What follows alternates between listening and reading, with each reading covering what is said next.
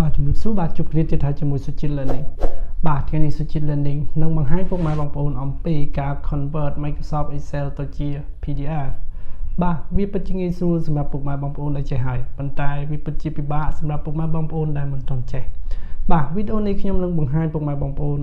ឲ្យចេះអំពីការ convert Microsoft Excel របស់យើងឲ្យទៅជាឯកសារ PDF អញ្ចឹងមុននឹងទៅមើលពុកម៉ែបងប្អូនដែលទើបតែនឹងចូល view ក្រោយៗបាទcomplete ជួយចុច subscribe នៅវីដេអូរបស់ខ្ញុំអ្នកមួយដើម្បីទទួលបានវីដេអូផ្សេងៗទៀតនៅពេលអនាគត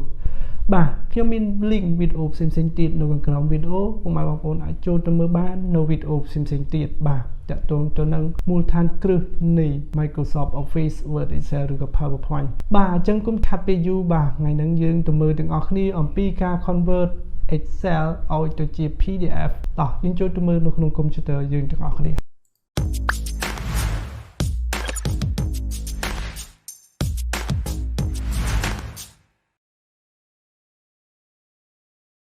បាទនៅពេលនេះយើងចូលមកដល់ក្នុងកុំព្យូទ័រ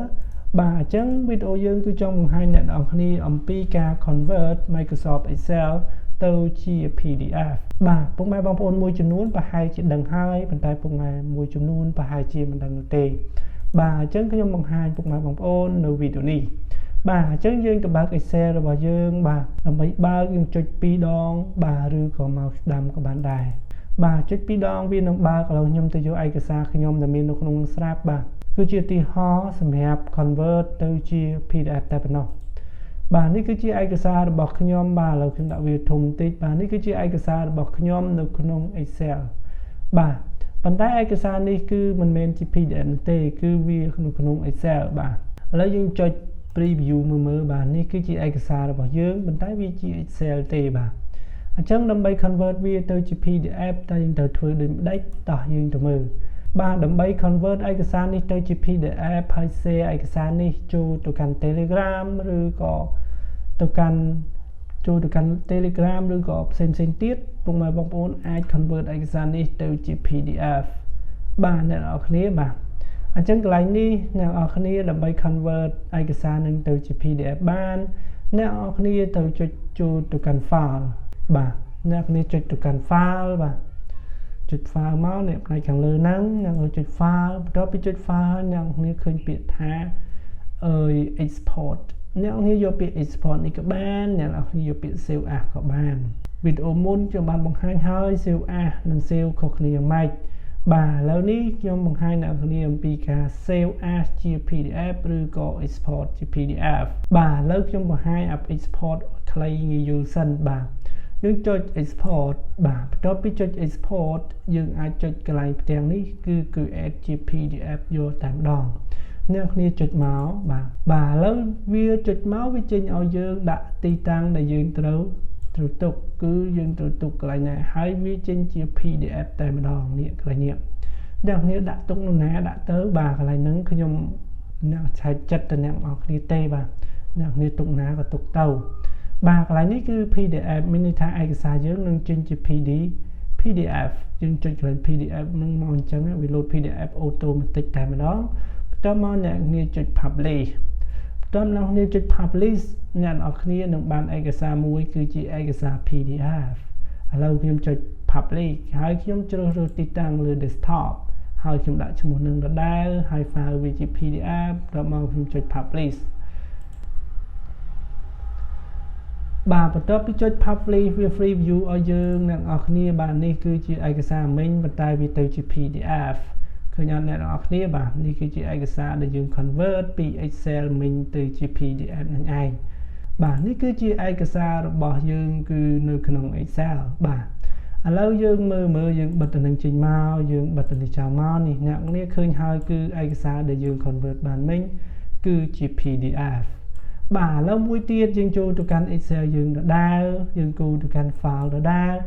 មុនដំបូងខ្ញុំប្រាប់អ្នកនរគ្នាអំពីការ export គឺ export វាចេញជា PDF តែម្ដងមួយទៀតអ្នកនរគ្នាអាចធ្វើវាចេញជា PDF បានអ្នកនរគ្នាយកពាក្យថា save as បន្ទាប់ពីចុច save as អ្នកនរគ្នាទៅជ្រើសរើសទីតាំងដូចគ្នាទៅនឹងមិញដែរ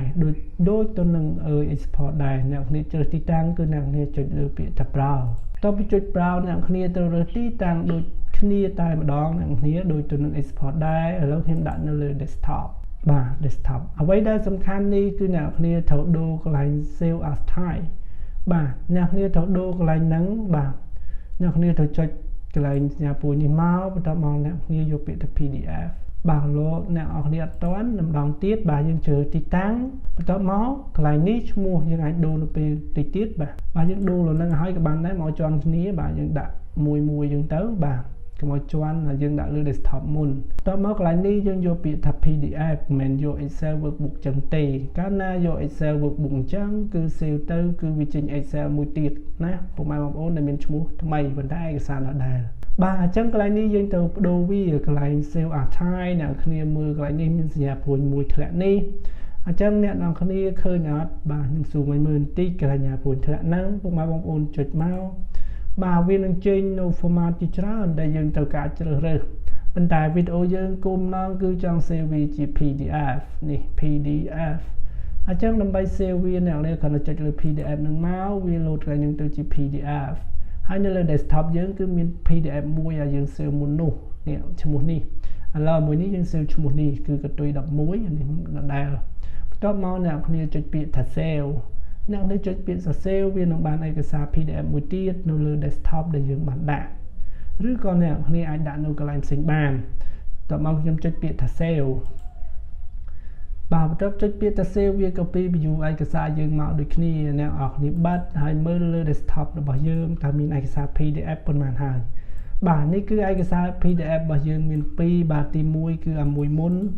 អាមួយយើង save មុនបាទដែលមានឈ្មោះអត់មានលេខ11ទេចំណែកនេះគឺមានលេខ11ចុងនេះហើយគឺជាការ convert Microsoft Excel ឲ្យទៅជា PDF បាទវាពិតជាងាយស្រួលសម្រាប់ពុកម៉ែបងប្អូនដែលចេះហើយប៉ុន្តែវាពិតជាពិបាកសម្រាប់ពុកម៉ែបងប្អូនដែលមិនទាន់ចេះសោះបាទយ៉ាងម៉េចហើយអ្នកនរគ្នាអំពីការ convert Excel ទៅជា PDF បាទវាពិតជាងាយស្រួលមែនទែនសម្រាប់ពុកម៉ែបងប្អូនទាំងអស់គ្នាការ convert Microsoft Excel ទៅជា PDF បាទវាពិតជាងាយស្រួលបាទខ្ញុំគិតថាវីដេអូនេះនឹងសំខាន់សម្រាប់អ្នកទាំងអស់គ្នាហើយពុកម៉ែបងប្អូនទាំងអស់គ្នានឹងអាចធ្វើបាននៅកន្លែងការងាររបស់ពុកម៉ែបងប្អូនក៏ដូចជាអនុវត្តការងារផ្ទាល់ខ្លួនរបស់ពុកម៉ែបងប្អូនប្រចាំថ្ងៃបាទអញ្ចឹងខ្ញុំសង្ឃឹមថានឹងជួបពុកម៉ែបងប្អូននៅវីដេអូក្រោយ